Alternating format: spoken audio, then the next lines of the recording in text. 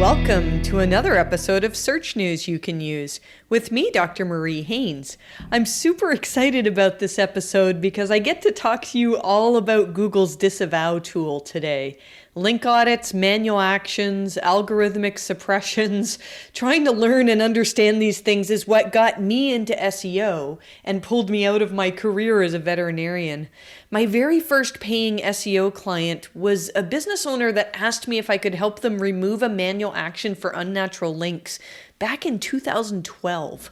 And while we do a lot more at MHC now than just link-related stuff, a large number of the clients that come our way have issues that cause Google's algorithms to suppress them.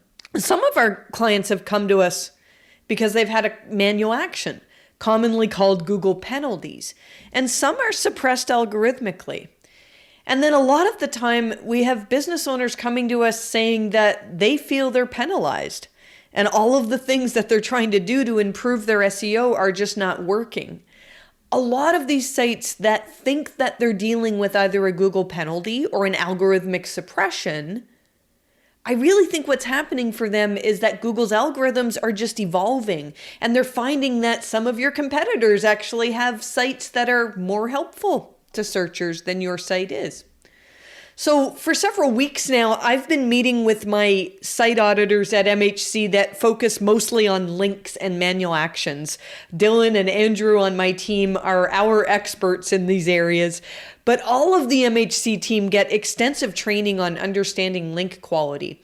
And we've been discussing all of the different cases for which we've either filed a disavow or recommended filing a disavow. Our goal in doing this was to determine how effective is our disavow work. In my opinion, the only way to accurately determine which links to disavow is to manually pore over your link profile, one link at a time, and look at each one and ask yourself what a member of Google's web spam team would think about this link. For most of the links that we look at, our conclusion is that the web spam team would just ignore this link, as would Google's algorithms. But on the other end of the spectrum, we do find links where we look at them and we go, oh yeah, this was definitely made only for SEO purposes. The only reason this link exists is because the site was trying to improve their page rank. But then there's a lot of gray area in between those two extremes. Our goal when we're auditing links is to determine if there are enough signs of manipulation in a link profile where you'd be really anxious about having the web spam team review your links. So I'm going to share with you in great detail in this episode what we found with this analysis and what our advice on disavowing going forward is going to be. I have a question that I want you to be thinking of the answer to. I'm going to come back to this again when I get to the part about disavowing and manual actions. Why does Google give out manual actions? That's the question. I'm going to build up a little bit of suspense here about why I'm asking this. I think there's actually a lot to be learned by answering this question. I'll also share with you in this episode a little bit about the most recent SEO news, or at least the things in the news that I found interesting this week as well. We've had yet another mini update, although this one might be a little bit bigger than some of the others that we've been seeing the last few months. There's been a Search Console bug that I'll mention. It has to do with if you got this message about insufficient HTTPS coverage. We're seeing more people also ask boxes in the SERPs. And also, John Mueller said some really interesting things this week in regards to machine learning and how Google's algorithms may or may not use that. So I want to touch on that as well. This is episode number 183 of Search News You Can Use.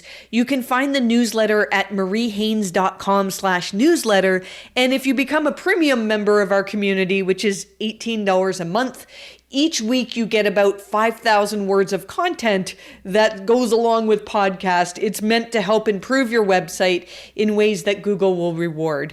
We don't claim to have all the answers, but we've got 12 of us here working on site audits now. And a little bit of ongoing SEO for some clients. We're slowly developing that out. And every single one of the MHC staff contributes to newsletter. If there's something to be learned in SEO that's important, we do our best to cover it and we give our opinion on what we've learned each week.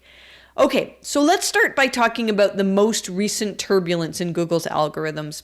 I sound a bit like a broken record saying that I'm sounding like a broken record because pretty much every episode I start off now by explaining that we saw yet another change in traffic patterns across many of our clients that coincides with a lot of chatter amongst SEO forums of people saying that they're experiencing a significant Google update. This might just be the norm now. I've been calling these mini updates, although I feel like we need a better name for them somehow. But for now, that's what I'm going to keep calling them. We know Google updates multiple times per day, but at least weekly, we've been seeing these little updates that are very significant for some sites. I used to analyze every one of these little blips, as doing so can sometimes help us understand what it is that Google changed, and understanding that can help us give advice to business owners that come to us looking to see improvements in Google rankings. Last week, I mentioned that April 30th to May 1st seems to be one of these mini updates. There was a bit of speculation that maybe this was a tweak to the product reviews update. I'm not completely convinced it is, though. And then this week, May 7th to 9th, is the time frame where we have many sites that are seeing quite significant either increases or in some cases decreases in traffic. And also rankings too. I spent a few hours this week analyzing this blip because the changes in traffic that I'm seeing for some of our clients are more dramatic than I've seen with some of these other mini updates we've had since January of this year. I have a feeling that May 7th to 9th is an update I'm probably going to have to come back to and analyze more. But for now, we're just going to call this another one of these mini updates that reflects Google's attempts at improving how relevant and helpful the pages are that they've returned when we type in a search. If you're new to podcasts, we've documented all of these dates and any patterns that we can find on our algo update list. That's at mariehaynes.com/algo. Now, seeing this next news item, I wonder if some of the turbulence that I'm seeing this week is maybe connected to the fact that Google's now showing more people also ask boxes in the search results. I saw Brody Clark tweeting about this, and Barry Schwartz shared some images from different companies across the web that track how many people also ask boxes we're seeing in the search results. I saw that Rank Ranger's estimate shows that there's a significant spike in how many SERPs were showing the PAA boxes that starts on May 7th. So that lines up with this algo update. If Google's showing more people also ask results, then that's going to keep more people in the search results and fewer people on websites. So if I do more analysis into the May 7th to 9th turbulence that we've seen, I think what I'll need to do is look at whether our clients who saw improvements also saw an increase in the number of people also asks that they're ranking for. And conversely, those who saw declines, whether perhaps Google's inserted more people also asks into their SERPs. I think that's a possibility we should consider, but I don't think that's the only thing that changed, as several of the clients that I analyzed yesterday had really awesome improvements in organic rankings for regular keywords, not just people also asks, regular organic rankings as well. Still, probably worth me investigating. Another thing I'd love to do, but I don't think I'm going to have time for this, is more investigation into what types of content Google's pulling into people also asks. I mean, intuitively, if we're writing content to better meet the needs of searchers, I think that should result in us winning more people also asked rankings as well. Who knows? That might be something I study in the future. You know, for a while, learning about the Quality Raters Guidelines and EAT and applying all of that to our websites was this brand new thing that nobody was talking about in SEO. Well, I really think the next thing that we need to be focusing on is understanding thoroughly user intent. If you can figure out ways to provide your searchers with the answer that they're looking for in a way that's quick, easy, and trustworthy, then that's what's getting sites ahead these days, in my opinion. The next big thing in SEO will be thoroughly understanding user intent. I'm positive about this. I haven't experienced this next issue yet, but Search Engine Roundtable mentioned that some people's page experience report in GSC is showing a big error that says insufficient HTTPS coverage on your site. Whatever that is, John Mueller has said a couple of times now that this is a bug on Google's side, and it's not something that you need to worry about. Before we get into my thoughts on disavowing in 2021, this podcast episode is sponsored by SiteBulb. SiteBulb is an excellent crawler that helps you understand what audit data means. It doesn't just spit out numbers, but gives very helpful recommendations with in-depth explanations that can literally be copied and pasted into your audit. Every issue identified by the tool is assigned a priority rating that enables you to understand the relative importance of each one.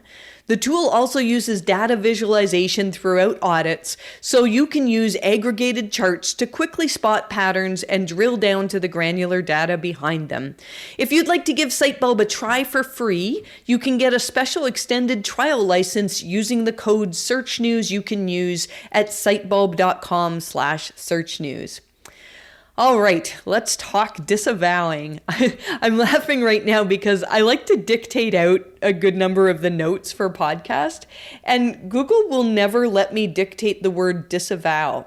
It often writes it as disemboweling, which is funny because I might be the only person on the planet who has good experience in both disavowing and disemboweling. If you didn't get that, I used to be a veterinarian. I've removed a lot of intestines or bowels filled with socks or corn cobs, things like that. It feels like a real lifetime ago. A little bit of background, just in case you're new to this podcast, because I think a lot of people are going to be listening to this to hear what we think about disavowing now in 2021. If you're new to podcast, or perhaps we haven't been introduced before, I'm going to go a little meta here and extol my own EAT on this subject. I've put hundreds of hours into studying and testing the Disavow tool. That's not an exaggeration. My Moz article on disavowing is the guide that many SEO firms use when they're learning to disavow.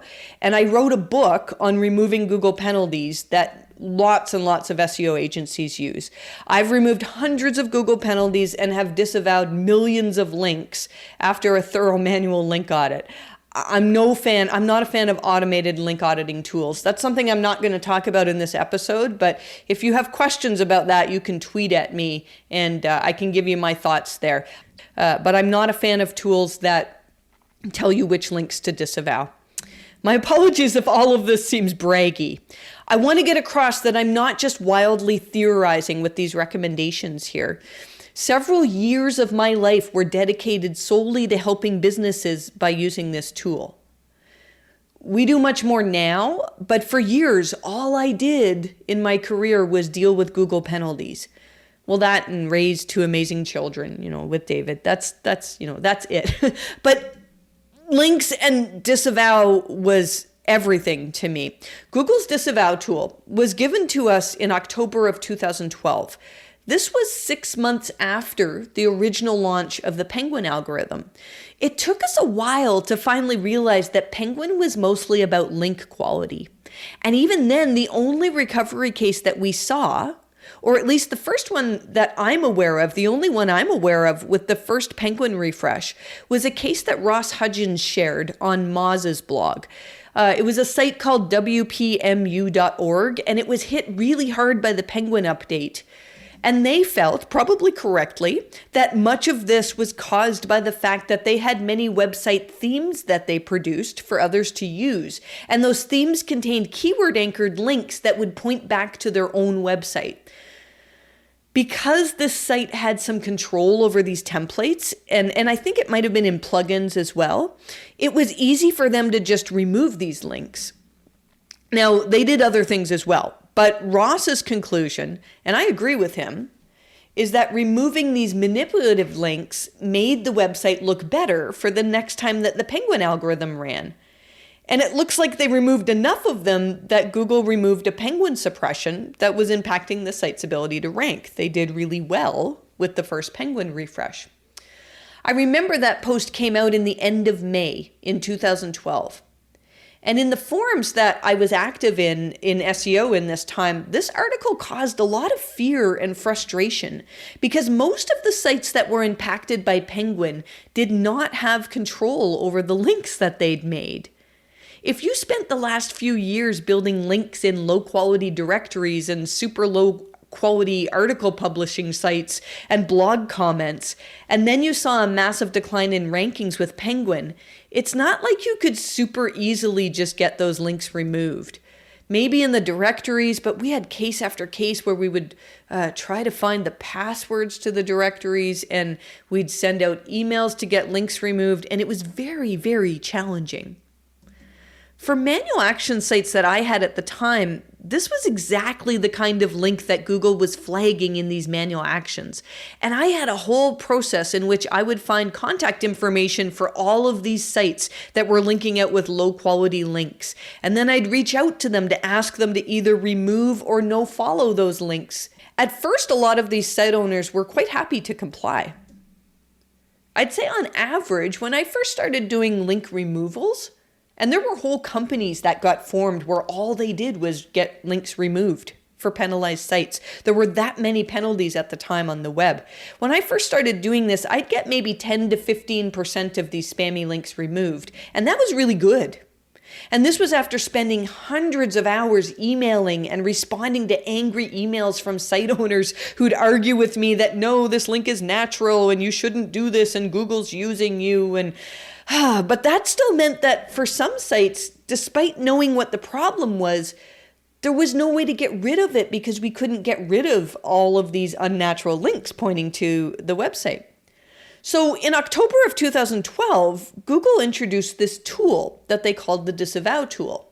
So for now, these sites that had hundreds or in some cases thousands of low quality links that were built just for SEO purposes, we could put these links or the domains into the Disavow tool, and the result was that Google would take those links out of their calculations when they're determining PageRank and other link-related factors for their site. Back then, good use of the Disavow tool was extremely powerful. I don't know the exact number, but I don't think it's exaggerating to say that we helped hundreds of sites improve their Google rankings with good use of the Disavow tool back then. And then in 2016, Google came out with Penguin 4.0, and Gary Ish told us that Penguin no longer had a demoting effect. Instead, this algorithmic filter now just ignored unnatural links. Now, much of the rest of this discussion that we're going to have depends on whether you believe that this statement is true. If Google does just ignore unnatural links, well then why would we need to file a disavow to ask Google to ignore links that they're already ignoring? It doesn't make any sense. If Gary was right and Google's algorithms are now able to ignore links that are spammy, then there's really no purpose in disavowing. So at some point after Penguin 4.0, I made a decision that I was not going to recommend disavowing unless a site was dealing with a manual action for unnatural links. In which case, yes, I still was going to disavow. And I'm going to talk in a minute about how those have changed over the years as well, because they've changed dramatically. And what we're seeing today for manual actions is a little bit terrifying. You do not want to get a manual action, trust me. If Gary was saying that Google's algorithms maybe could devalue spam, then what about overt attempts at manipulation that weren't exactly spam? Are those ignored? What about the site that's found ways to consistently get mentioned in news outlets because they're paying off journalists or supplying sites with content that includes links? If Google sees enough of those in their algorithms, could that cause your site harm? Something we see really commonly is that an SEO agency will have arrangements with all sorts of publishers on the web, whereby they provide the websites with content, and in return, they're allowed to place a few links to some of their clients in that content. This is really common. They do this to convince Google's algorithms that other sites are recommending our content or our business. But these are not recommendations, really. I believe this type of link building is often seen as manipulative in Google's algorithms. But a lot of people justify it by saying, well, these aren't paid links, no money changed hands, so it's got to be all right. But really, should Google be counting these as recommendations in their algorithms? Like, probably not. So what if Google's algorithms see a lot of links like these? Do they just ignore all of them? Do maybe some of them count as good recommendations and then only some get ignored? Well, if that's the case, then if you believe that, there's really no harm in trying to build links, right? Well, a couple of years after we made this decision to only disavow in cases of manual actions, we had a site come to us that had a backlink profile that consisted of a huge number of self-made links for SEO. There were some directory spam, but most of these links were in articles that were published on a variety of sites around the web. A good number of them were keyword anchored, although not all of them. If any site ever needed to disavow, it was this one. So even though we were currently not recommending disavows, we said, yeah, we're going to make an exception for this site, because this site we felt was in danger of getting a manual action if the web spam team was to review it. And we don't always know why sites get reviewed by the web spam team. So we told them, look, we don't expect much. We're mostly filing this disavow as a precaution against a manual action. And we really didn't expect to see much in terms of improvement for this site. So we were really surprised when a couple of months after filing this disavow, traffic started to improve. This is actually one of our best success stories ever. Not only did traffic improve, but it continued to grow, and it still does today. I don't have the analytics for this site anymore, but I just checked on SEMrush. Now, SEMrush traffic estimates, they're not always 100% accurate, but usually the trends of ups and downs are, relatively the same as what we see in Google Analytics. SEMrush shows that from 2012 to 2018, this site grew from about 50 visitors a day to maybe 300 or so. Not bad. And then we filed the disavow, and within 2 months of filing the disavow, that number was up from 300 to 3,000. And I'm not sure if this part is accurate, but according to SEMrush, this site currently gets about 60,000 visitors daily from Google Organic Search. I thoroughly believe that prior to us filing this disavow, Google's algorithms, even after Penguin 4.0, when Google told us that they can ignore many of the links on the web, that Unnatural Links were suppressing this website. And filing the disavow removed that suppression. Now again, it's important for me to mention that this site had been building links for years on an incredible scale. We disavowed over 50% of their link profile, which was thousands of links that they had purposely built for SEO. Now, who knows? One of the problems in determining whether disavowing still works is that there are far too many factors that can contribute to a site's success. We hadn't advised this client on anything beyond the disavow, but it's certainly possible that they were working on other aspects of quality as well. I really think that their success was 100% tied to filing a thorough disavow, though. A few months after this case happened, John Mueller did a help hangout in New York City, and he invited anybody in the area to pop in and join him. Well, I had never met John, and we're just an hour flight away, so I booked a ticket, and I was honored to join him in this help hangout. And I asked him in this hangout whether it was still possible for unnatural links to impact a site's ability to rank, even if that site didn't have a manual action. So I'm going to read to you, here's what he said. That can definitely be the case. It's something where our algorithms, when we look at it and they see, oh, there are a bunch of really bad links here, then maybe they'll be a bit more cautious with regards to the links in general for the website. And he went on to say that if you clean up the links, then the algorithms can look at it and say, oh, okay, it's not that bad anymore. And I'm pretty sure that's what happened in this case that I told you about, where we saw dramatic improvements after filing a disavow for a site with no manual action. The site had a bunch of really manipulative links, and Google's algorithms were more cautious with it. And then when we cleaned up those links, rankings improved dramatically. But that was 2 years ago, and Google's algorithms have changed even more in the last couple of years. From 2019 until now, we've done a fair amount of disavow work for quite a few clients, although not nearly as much as we used to many years ago. Before I get into whether disavowing is still helping sites algorithmically, let's talk about what I've seen in terms of changes with manual actions recently. When I was doing research for this article we're going to be publishing it later this week on mariehaynes.com, I went back and I found the wording for a particular type of manual action for unnatural links that Google started sending out in 2013. If you got one of these warnings, and lots of sites got them, you got an email that said this: "We've detected that some of the links pointing to your site are using techniques outside Google's guidelines. We do not want to put any trust in links that are unnatural or artificial, and we recommend removing any unnatural links to your site. However, we do realize that some links may be outside your control. As a result, for this specific incident, we are taking very targeted action to reduce trust in the unnatural links. If you are able to remove any of the links, you can submit a reconsideration request, including the actions you took." And that was it. It didn't say why you'd want to do this. A lot of sites got this manual action, and we had a lot of discussion in the SEO community as to how to respond to this. It felt to me like Google was saying, "Hey, we noticed unnatural links pointing to your site, and if you want to, you can remove them and request reconsideration, but it may or may not help." And at the same time, there were very few instructions from Google on what they meant by removing links or even filing for reconsideration. Back in 2013, I started scouring forums to hear of cases where people had successfully removed manual actions. And what I did was I started to put a process together based on what seemed to work for other people.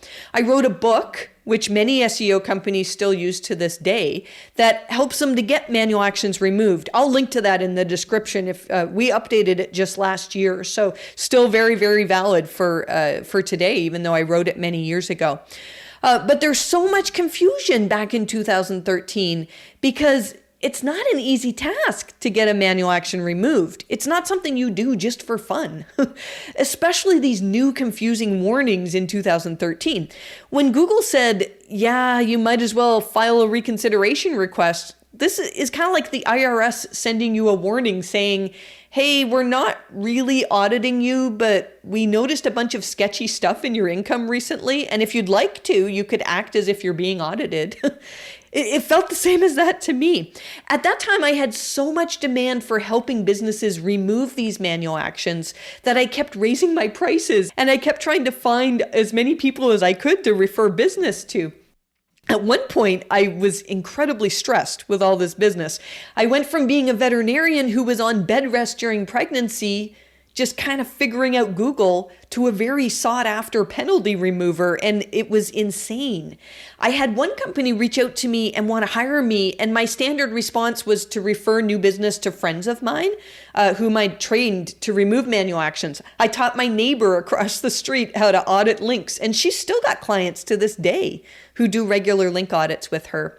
And so I tried to refer this one client away, and they insisted that they needed me because, again, this whole landscape was just so confusing. So I threw out ridiculous numbers. I told this company I was so busy that in order for them to hire me and pull me away from my other work, they'd have to pay me $100,000 US, which at the time was like 130 grand Canadian. And they said, "All right, send us the contract." I learned to get really good at removing penalties quickly. So when Google gives out these confusing manual actions that didn't really say whether there was a penalty or not, they wrote a blog post and they explained the types of links that they were targeting in this wave of manual actions: widget bait, paid links, blog spam, guest book spam, excessive article directory submissions, excessive link exchanges, and other types of link spam. And this was exactly the type of link that we would see Google give us as examples in manual actions 8 years ago. I've trained a lot of people to audit links. I used to have entire days where I would have Netflix open on one screen and I'd audit links for 8 hours straight. I've watched the entirety of Lost, Breaking Bad, and most of The Walking Dead at the same time as auditing links. And every single case back then was very, very similar. I'd go through links in my spreadsheet one by one and I'd make decisions. Oh, this is obviously a low quality directory link. And here's a link in a comment that was created just for SEO. And oh, look, another low quality directory link. And then every now and then there'd be links that I would call mentions. Mentions on our link auditing spreadsheet generally mean here's a link that we think Google's algorithms will value. Or in other words, here's a link that we think Google's algorithms would want to count as a recommendation for your business. Now remember, I'm still talking about back in 2013. In the article that'll be coming out later this week, you'll see that I've actually included some screenshots of the types of links that used to lead to manual actions back 8 years ago. I also included a bunch of the example links. When Google started giving us example links, initially these were all very obviously spammy links, the type of link that you could buy by the hundreds on Fiverr. Comment spam, super obvious stuff like that. But today, that's not the kind of link that Google gives us as examples. I believe that because now they can just ignore those spammy links with their algorithms, they don't need to give manual actions for those. So let me jump forward to the types of manual actions that we've dealt with in the last year or so. I'm focusing mostly on unnatural links manual actions here. We've dealt with quite a few requests for help with pure spam, which is a whole other topic. I don't know if Google's still giving out thin content penalties, but it's been a while since we've seen one of those. And we do get people asking for help with schema penalties as well. Those are usually pretty easy to remove because you just remove the offending schema. But let's talk about inbound unnatural link penalties. We do see the occasional outbound unnatural link penalty too, but inbound unnatural link penalties are mostly what we're talking about here. I always wrestle with whether to call them penalties. I was an expert witness in a court case about a Google penalty a few years ago, and this was actually the topic of a whole day's worth of argument, whether Google actually considered manual actions to be synonymous with penalties. In my experience, most of the time, if you get a manual action from Google, it has a penalizing effect.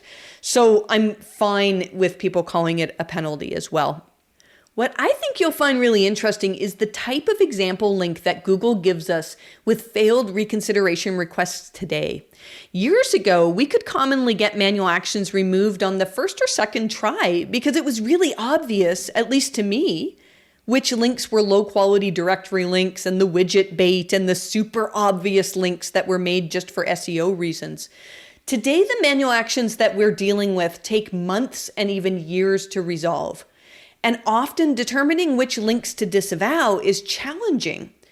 The majority of the example links that we get from Google are links within articles, where it's pretty obvious that the link is there for SEO reasons still. Let's say, for example, we're working with a site that had been building links to try to promote their pages that talk about credit cards.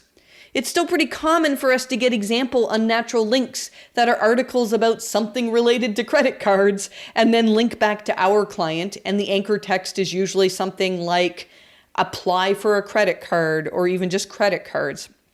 A lot of the times, the site that's linking out is one that we know was created just for linking out, just so they can sell links.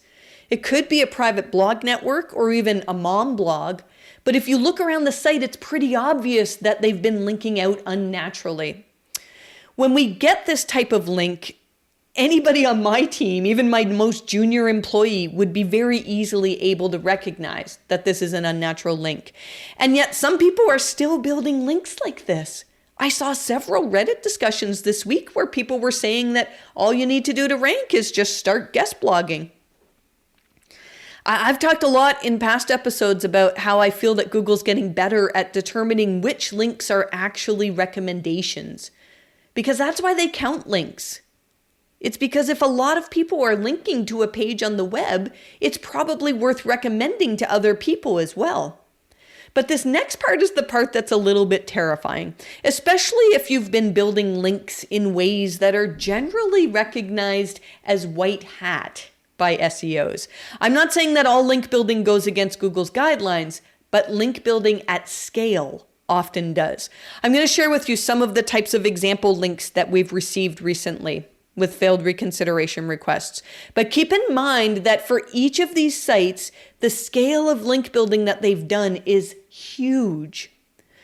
These example links would be so much easier to share if I could tell you who these clients are. You would really understand why they look like natural links. But I want to protect their anonymity. One of them is a site that deals with a financial topic that's exploded in popularity in the last year. This is a really, really good site. And I would say that our client has some of the most helpful content out there on this topic. And there's probably, they're one of the biggest authorities on this topic as well. So this company has done some very good marketing over the years, but some of that marketing also included building links meant for SEO, and they did this on a very large scale.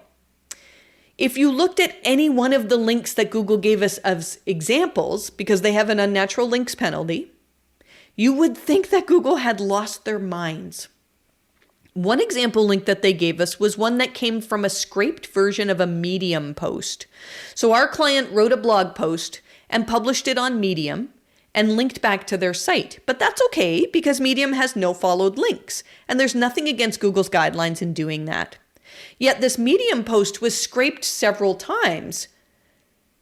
And some of the sites that scraped or copied this article, they didn't use nofollow on their links when they linked out. And so now they've created followed links. But my client didn't do this on purpose. That should not be an unnatural link. And this is an example that Google gave us of manipulative link building that led to an unnatural links manual action for this site. Another example that a client was given was in a news article on a site that's well read. It's not a spammy news site. It's not a PBN. It's read by real humans. Now, this was not a paid placement either. The article was talking about a particular newsworthy topic, and the text said, according to so-and-so from such and such business, so they mentioned my client and their business name. Here's what they think is happening. And they mentioned a few things, and they share, and then they said, and they share more in a blog post. Well, the words that were anchored in this link were blog post. Not a keyword anchor, not a phrase that they're trying to rank for. My link auditors marked this as a valid mention. We didn't mark this as a link to Disavow. And there are several other examples like this too. I've included more in the blog post that we'll have out on this later this week. I can't share them all in this podcast because I'll be here forever if I do that. If I were doing that link audit today and I saw those links, I would still call them mentions. And I'm not saying that you should stop writing articles on Medium and you should stop trying to get quoted by journalists. I think the fact that Google gave us these as examples is actually a little bit of a clue as to what Google values. I asked at the beginning of this episode for you to think of the answer to this question. Why does Google give out manual actions? If Google is confident that they can ignore spam with their algorithms, why do they need to give out manual actions? Here's a quote from John Mueller from a Help Hangout from 2018. He said, "From a manual point of view, we try to take action when we realize that we can't solve it algorithmically. When something is really causing a problem and it's affecting our search results, that's some place where the manual web spam team might step in and say, we need to take action here." So I believe that when Google gives a manual action for unnatural links, it's because they can recognize that their algorithms are treating a large number of links as recommendations, when really they're not. Back in 2013, the types of links that Google gave us as example links were low-quality directory links and e-zine article kind of keyword-anchored links that were very easy to make, and blog comment spam and forum signature spam. I joined lots of forums that allowed me to create a signature link to my veterinary website. I had the anchor text online veterinary advice, and it worked really, really well many years ago. There's a reason why so many SEOs used to, and some still do, build links in this way. Because they used to be very effective. Now, we don't see this type of link given as an example by Google anymore. And I believe that's because Google's confident in their ability to recognize that type of link and simply not include it in their calculations for PageRank for that site. Or in other words, they can ignore those types of links. Some of you might remember a guy named Fathom from the SEO chat forums, who sadly Fathom's passed away now. He was so inspiring. He worked really, really hard to figure out Google, mostly in black hat ways. And then he'd share his findings in the forums, but he wouldn't just share them. He'd challenge us sometimes with cryptic riddles and puzzles to solve, and he'd get us arguing as well.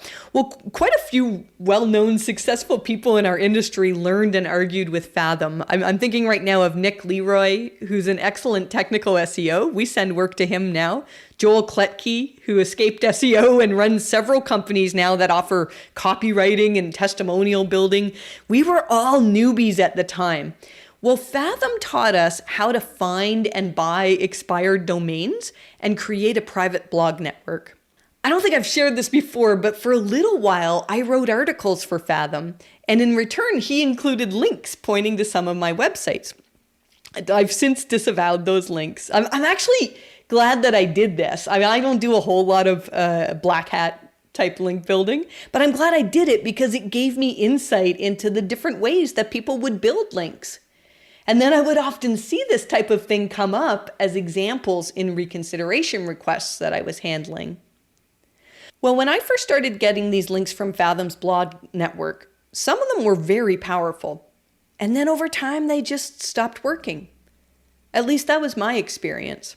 Well, I remember dealing with a manual action in about 2014 or so, which was really challenging because the site had worked with several SEO companies for years using all sorts of tactics like this.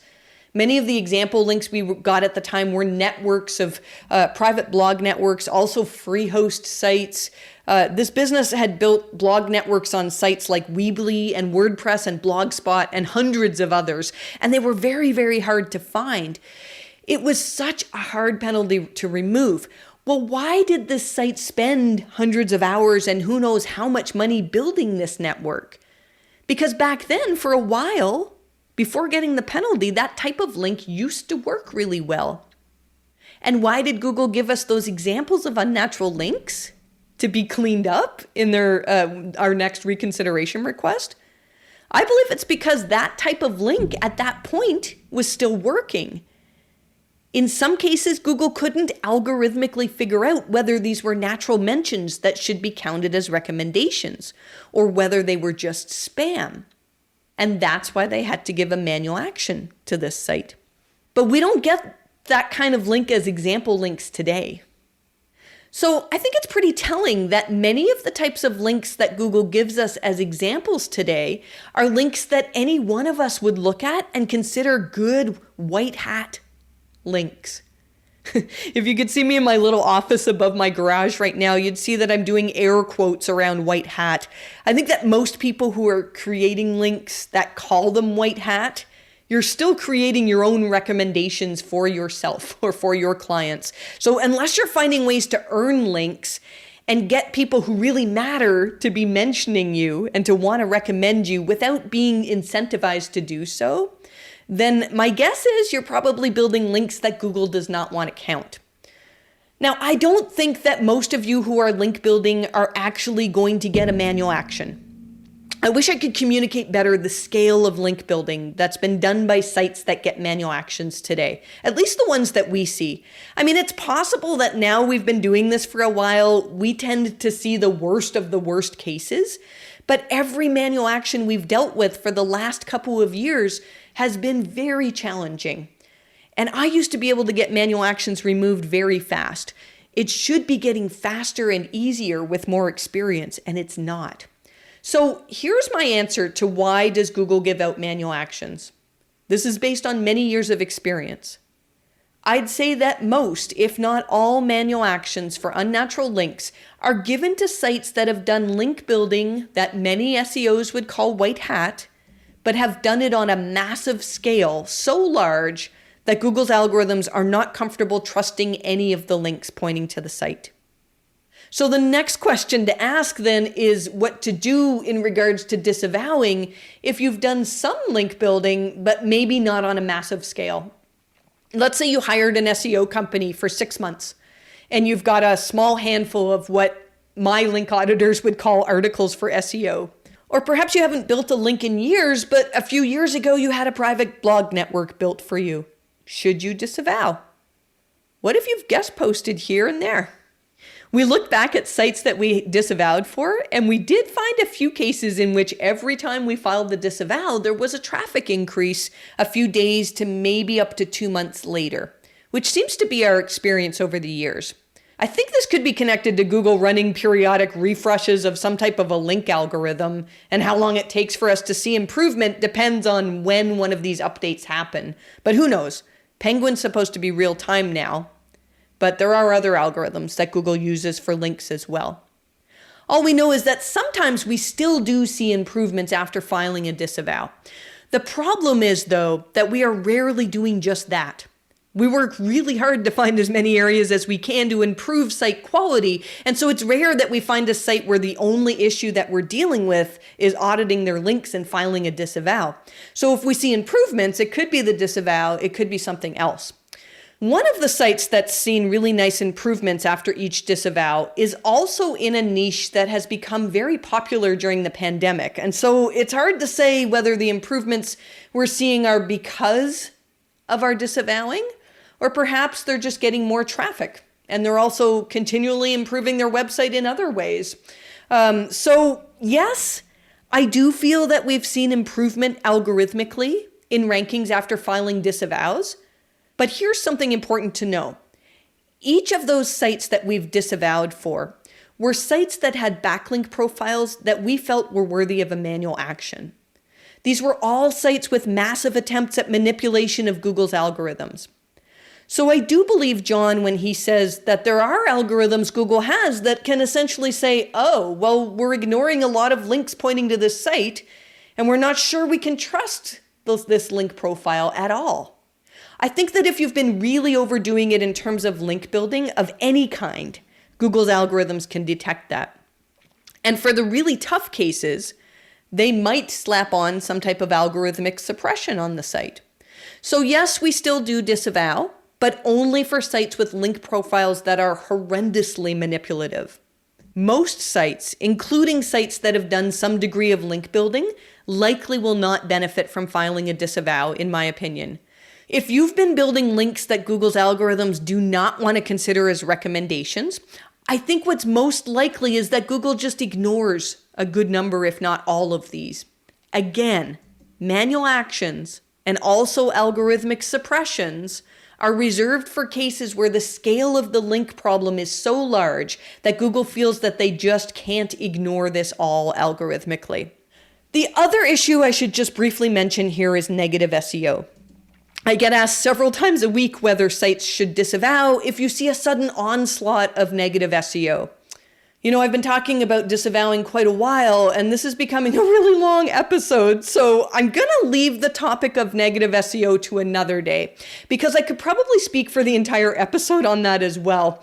In short, I do not believe negative SEO works, at least through link spam. I'm fairly certain that Google is able to ignore any of the types of links that are used in negative SEO. If my theory is true, and manual actions and algorithmic suppressions are only reserved for sites that have been seriously overdoing attempts at manipulation that are actually working, then in order for negative SEO to be effective and actually work, it would actually have to greatly improve a site's rankings for quite a period of time before resulting in a negative effect. I really don't recall seeing a case where I believe negative SEO via link spam was working.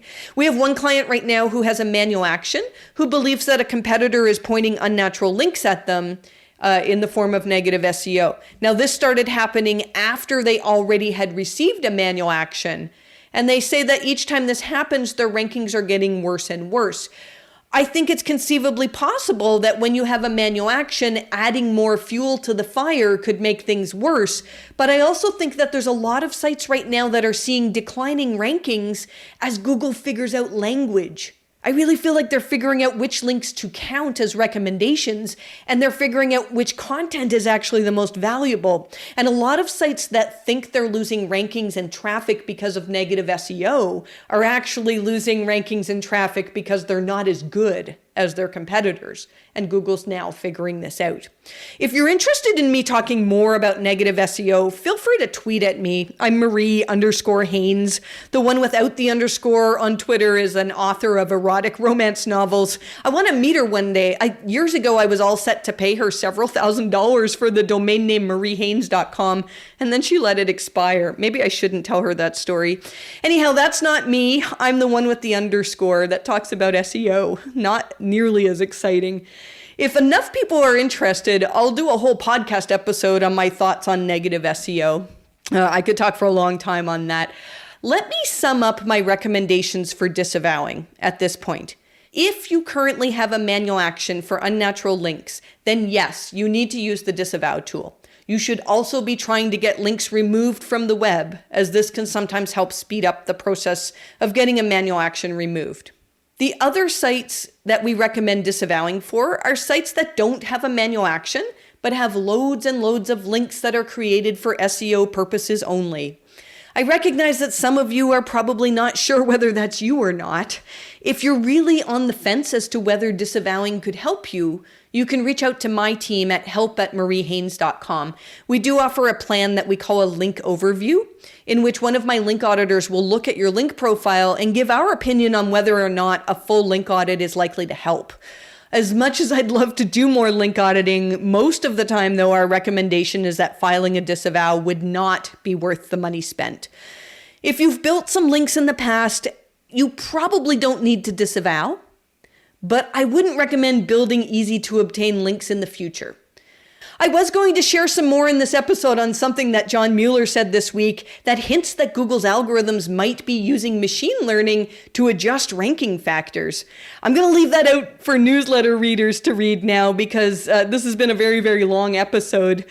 I get talking about disavowing and it's hard to shut me up. I'm telling you, I'm a lot of fun at parties. Nobody likes to sit and listen to disavowing for an hour. What are you doing listening to this podcast?